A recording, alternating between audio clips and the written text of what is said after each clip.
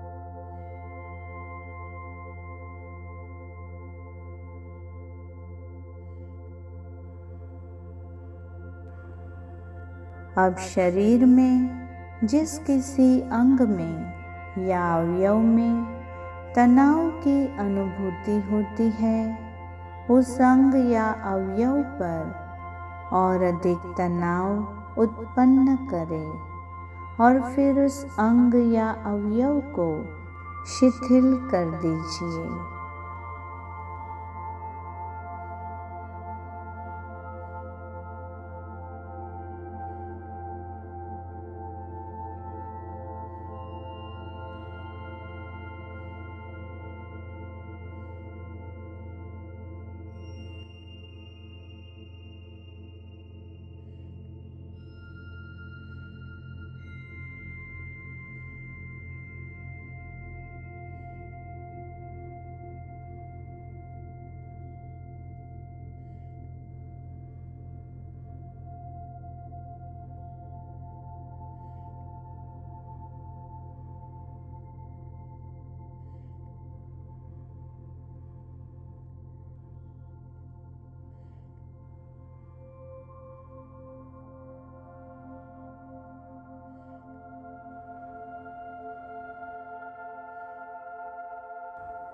उन अंगों के स्नायुओं पर हेतुपूर्वक अपनी क्षमता अनुसार तनाव उत्पन्न करें।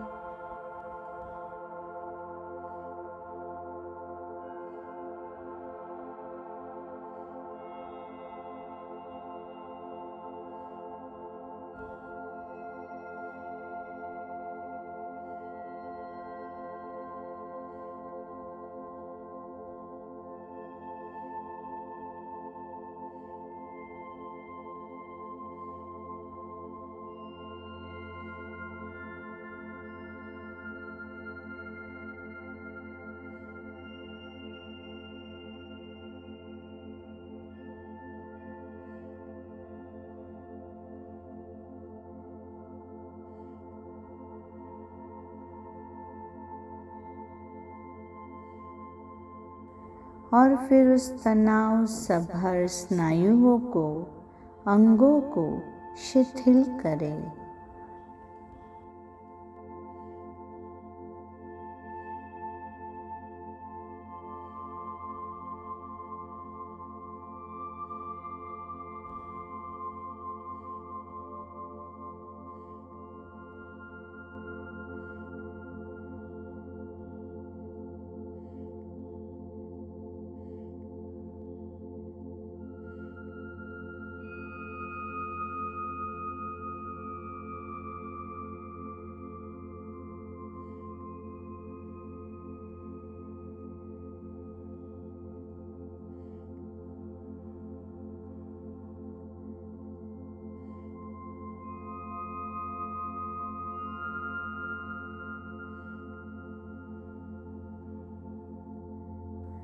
इस प्रक्रिया को कुछ समय दोहराते रहें।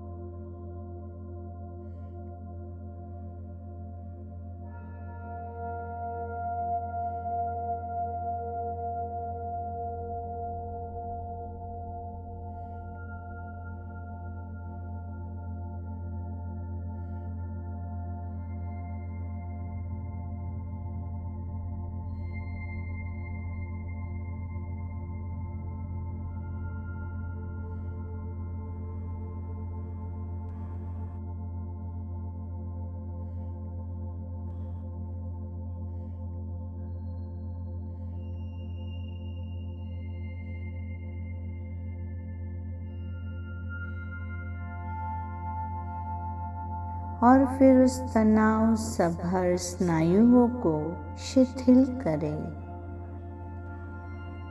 और धीरे धीरे जब विश्राम की अनुभूति होने लगे तो इस प्रक्रिया से बाहर आ जाए। इस प्रक्रिया से वह विषम स्थिति की व्याकुलता की तीव्रता, संवेदनशीलता धीरे धीरे क्षीण होती जाएगी, जब तक कोई बात या घटना या कोई स्थिति याद आते ही हमारी आँखों में या आवाज़ में नमी आ जाती है, तब तक हम उस स्थिति से उभरे नहीं हैं, हील नहीं हुए हैं। जिस दिन उसी विषम स्थिति या घटना को हम याद करते हैं, लेकिन कहानी के रूप में सहज होकर बात कर पाते हैं, तब जान लीजिए हम पूर्ण रूप से हील हो चुके हैं।